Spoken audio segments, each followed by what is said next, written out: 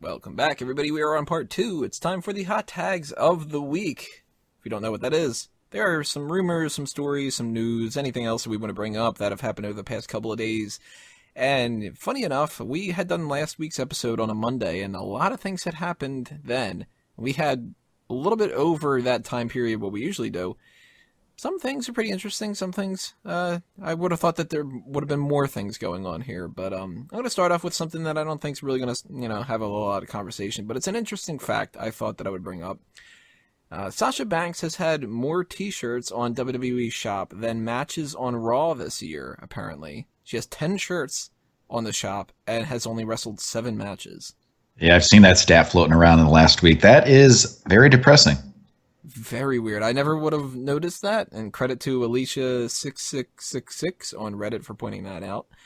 Hopefully she'll be back soon, but let's get into the meat of these things here.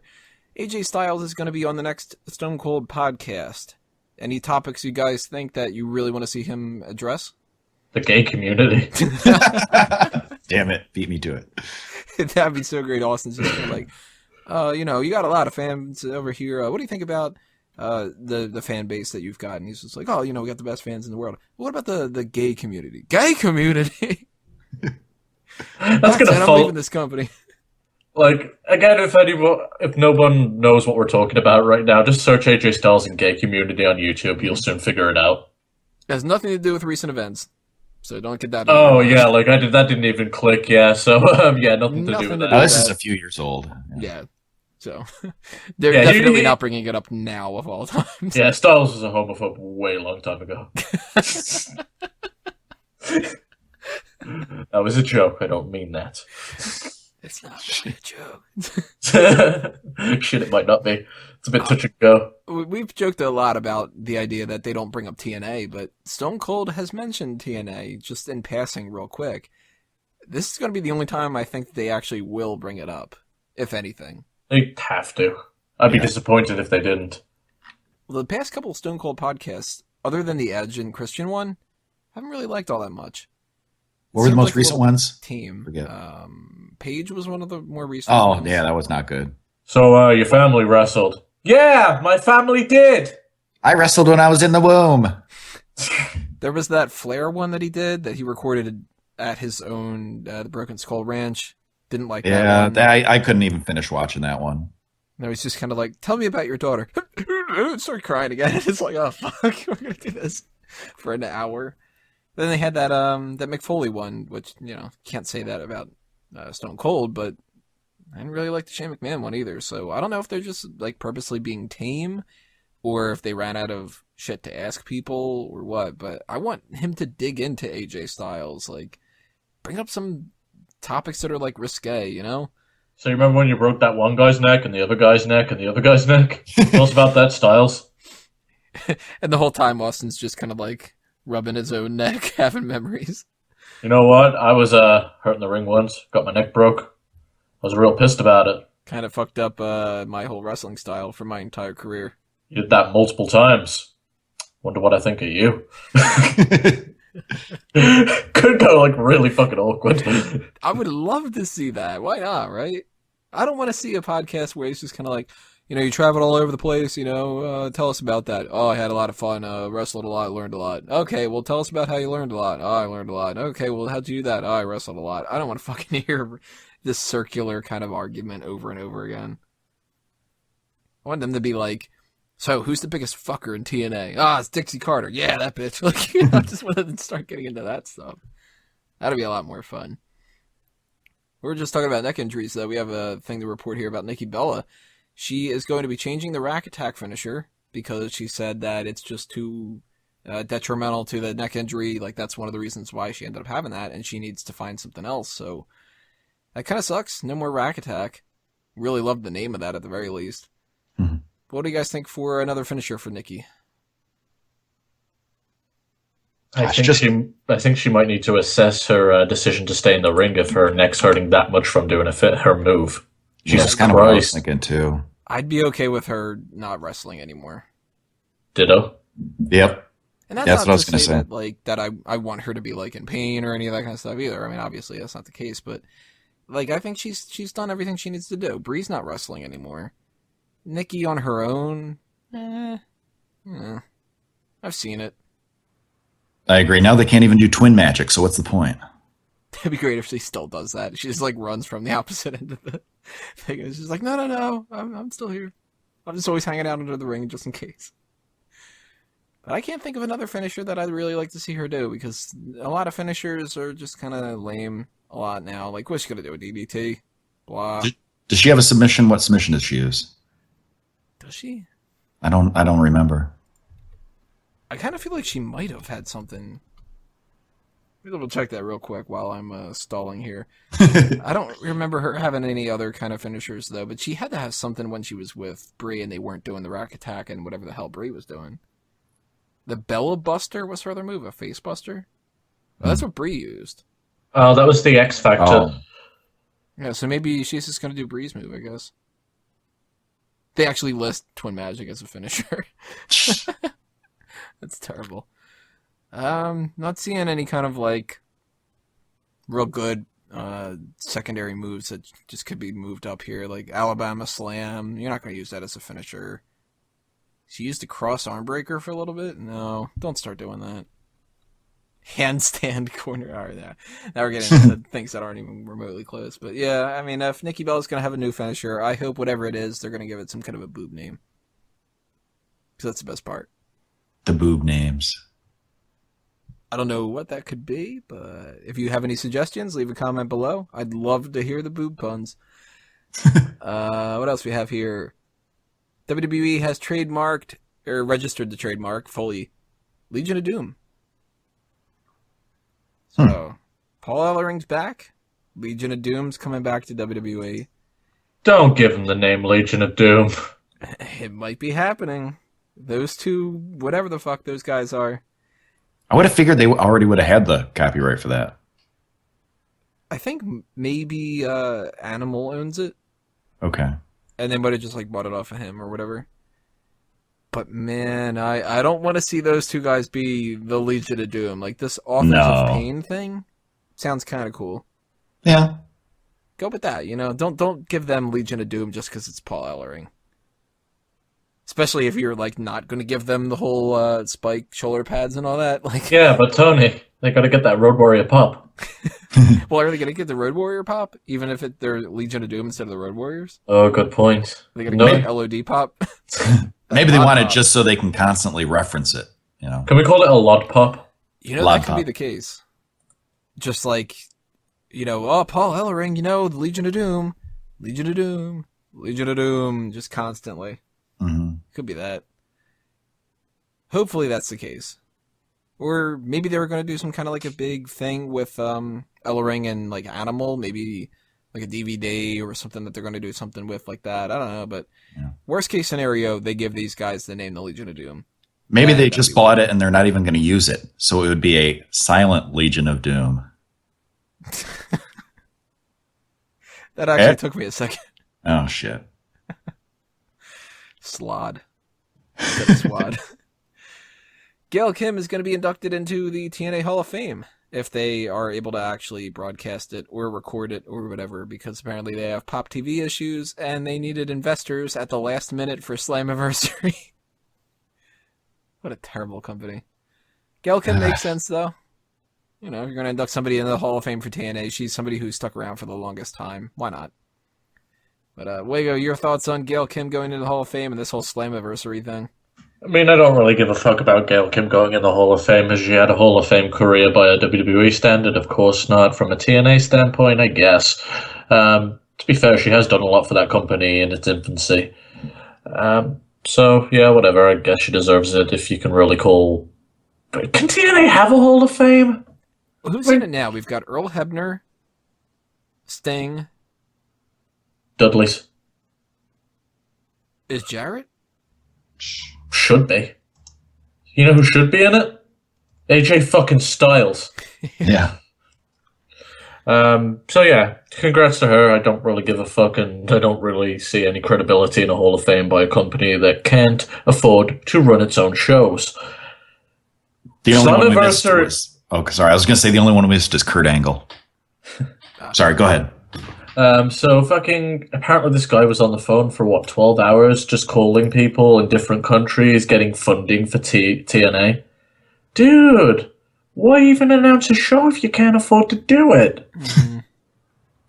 And run it as a TV special. Jesus. I could see a scenario where if something weird happened and they ran out of funds like the week before, like there was like this investor pulled out and they're like, well, fuck. But not 12 hours before. Like at that point, you've got everybody there. God damn, man, this company. They're talking about Billy Corgan purchased a minority stake, but Dixie Carter remained firm that she still has majority control. Why?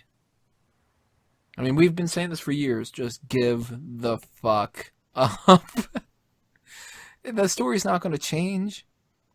It's not like somebody's going to tune in to Slammiversary and be like, oh my god, TNA is a great company now. We should all give it its support and make it make the world title recognized again. It's not happening.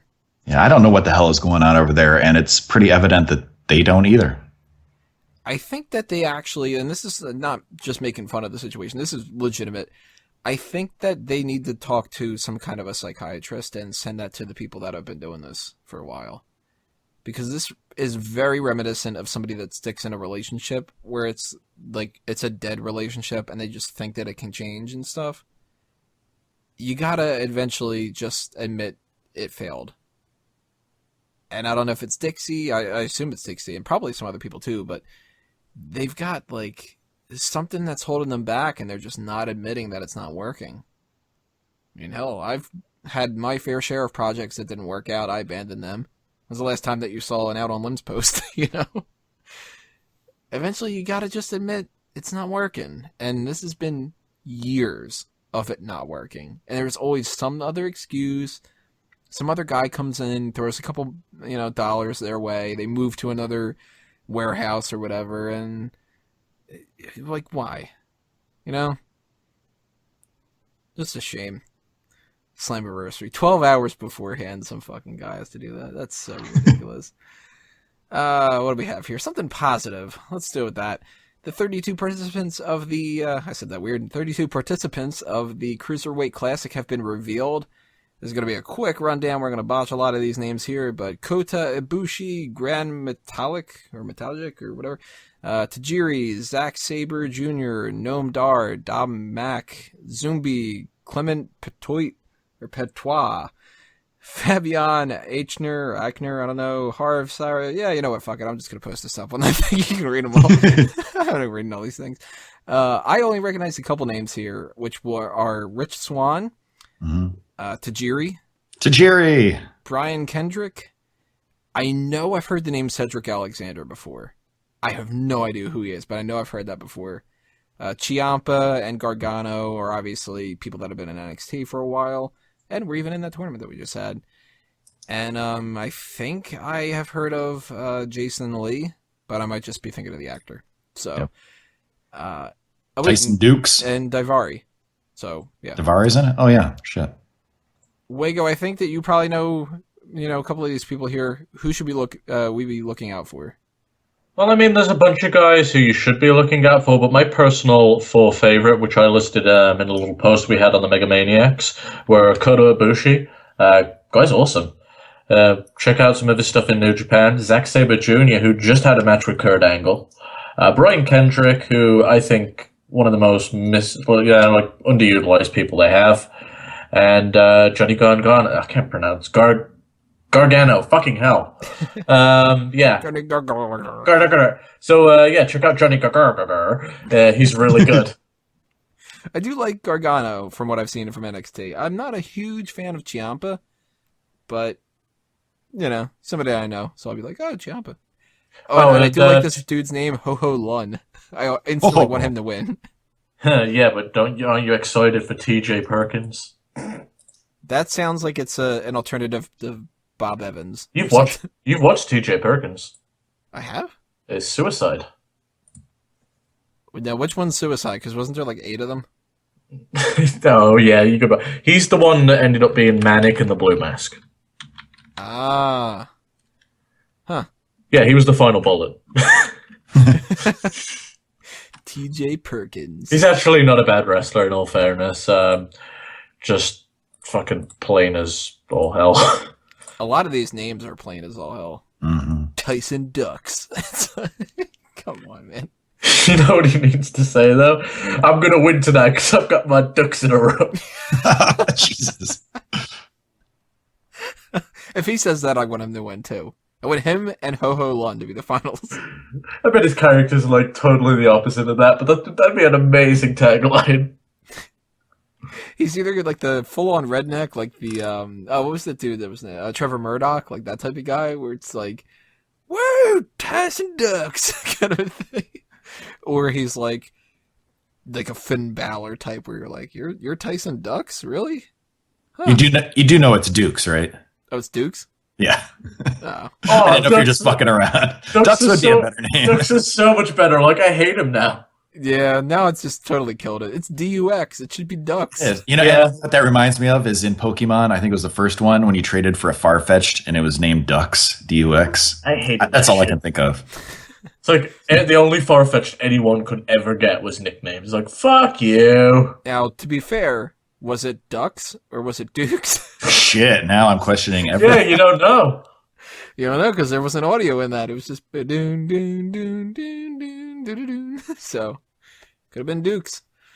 Kaylin, anybody standing out to you? You really into Cedric Alexander or something? Oh man, actually, really no. I'm not really familiar with a lot of these guys, but the nostalgia in me would love to see Tajiri again. So that's the one name that's popping out right now. I gotta say, the most underwhelming name out of all of them, Kenneth Johnson. Already in the ring, Kenneth Johnson. Johnson. He's like, he has to come out and just put his arm up one time and just go like, woo! Generic jobber entrance. Very curious to see what happens here with the Cruiserweight Classic, though. It seems like that's going to be a lot of fun. I think it's starting like the end of July or something. I don't remember offhand. If you know, leave a comment below. We have a huge thing to talk about here, though. This is what I was saving for last. There are rumors going around now. We don't know if it's true or not, that WWE is going to have 2 pay-per-views per month, except for the big 4. Well, Lawler supposedly said it, so it must be true. I am nervous as fuck about this brand extension, and hearing this makes it even more of an anxiety attack for me when it comes to that. I think this is a terrible idea. First off, I mean, I've mentioned this before about the idea of trying to overload talent and all the other kind of things. I even posted something earlier today about like how I think this is going to lead to more injuries and such. But just the logistics of this, how are you going to market 2 pay-per-view events a month and keep the same names?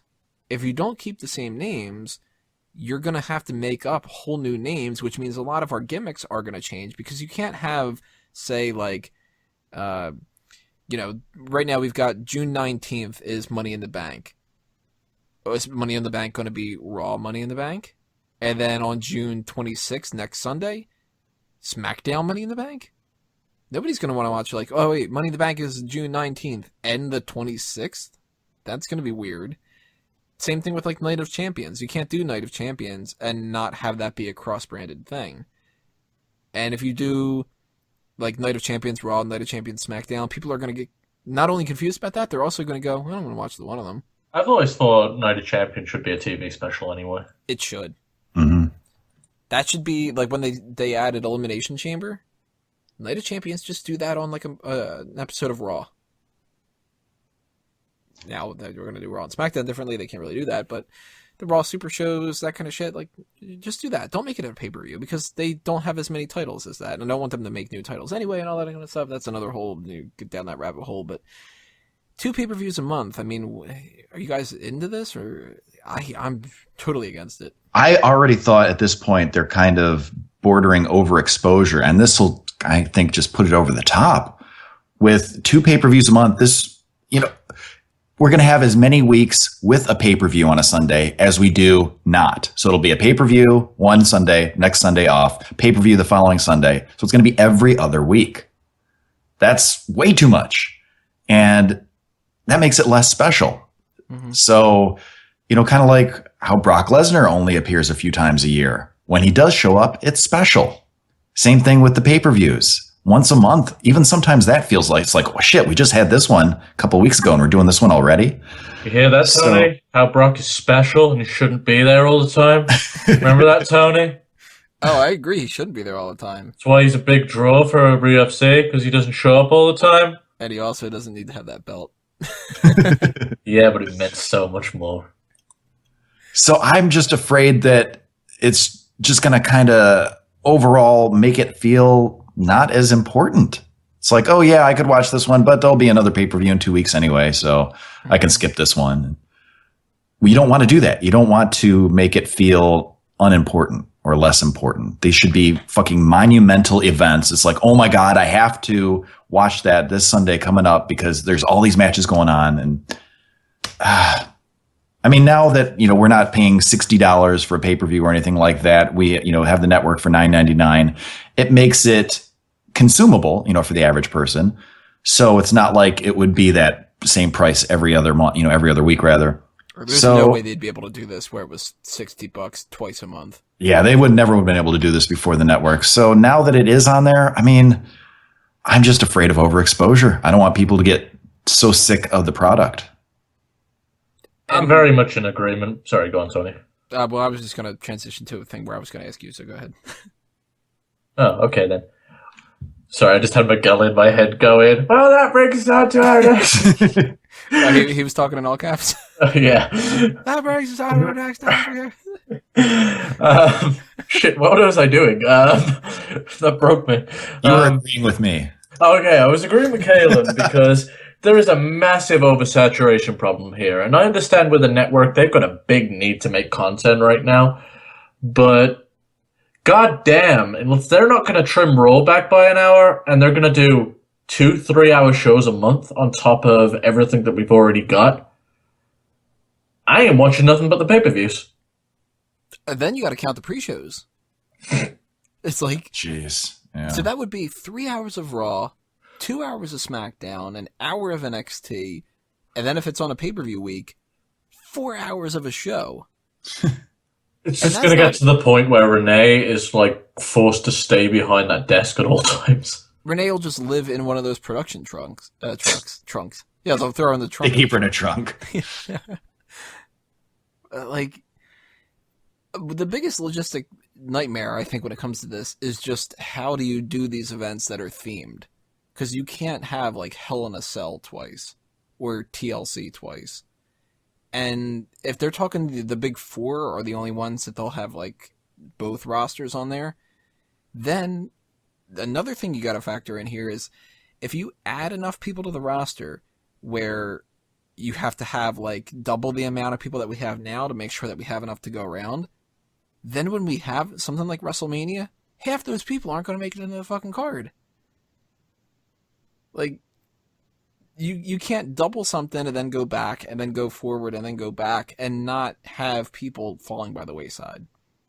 So what's going to be the Andre the Giant Battle Royal? 60 people next year? Fuck, if they're going to do that, then the Royal Rumble needs to be 60 people. And then the Royal Rumble's going to need another hour added to that. And then we're going to have a 9-hour fucking pay-per-view or whatever. I'm pretty confident Royal Rumbles is going to be 4 hours. I think those big four will be all 4-hour shows, which is going to fucking kill me. Mm-hmm. Yeah. Maybe it's already exhausting sometimes, watching some of those that are as long as they are already. It's like, you get to the end and it's like, okay, I've ran a marathon watching this show. I think that there's a possibility that might not happen because SummerSlam and WrestleMania are considered the two biggest ones, even though everybody kind of says the Royal Rumble's up there. But the Royal Rumble does have that one match that includes so many people. So it's kind of hard to fill extra stuff. And then again, unless you have the people that are, double the roster, then you'll have enough people. But if the Royal Rumble doesn't turn to 4 hours, then I don't think Survivor Series will. Kind of like the two separation of the two, kind of. But man, do you feel like Survivor Series is just the hated child of it's the four big papers? Yeah, it's what the fuck. It's kind of like when you do a movie trilogy, and it's here's the beginning, the middle, and the end, and then they go, we want to do a part 4, and you're like, huh? So it's like, oh, the Royal Rumble leads into WrestleMania. And then we have our biggest event of the summer, SummerSlam. And then Survivor Series is like, hey, guys. You're like, oh. We don't like having your matches anymore. But, yeah, I mean, I hope this is just rumor and speculation. But they aren't telling us dick about this whole thing yet. And I'm convinced they don't know what they're doing. I think that Jerry Lawler thinks that they're doing this, and it might not happen. I think that they don't know who's going to run the show. I don't think that they have the writing team set up. I don't think that they have a roster in mind. I'm 100% convinced at this point this is a USA mandate that they said you need to split the rosters or do something that'll make it to where people have to tune into SmackDown. And WWE is like, yeah, we'll figure it out. Come September, it's going to get real hazy. Yeah, based on what I've seen on TV and what I've read in the dirt sheets and stuff, it feels like they're kind of making this up as they go along. I mean, maybe they're going to prove me wrong and they have some grand master plan that I'm not seeing yet, but it just doesn't seem fully formulated. What if the big plan is that they were like, I get it, Raw gets Fastlane and SmackDown gets Roadblock. Yeah. Oh, God. Well, whatever the case may be, everybody leave your comments below. Tell us what you think is happening with this and all the other stories that we were talking about here. We're going to take a break with the rest told. Give some plugs when it comes to that, some information about a t-shirt sale that's going on, too. And we're going to come back in part 4 with the Money in the Bank predictions. So make sure that you tune into that one and everything else we got coming for this episode of Smack Talk.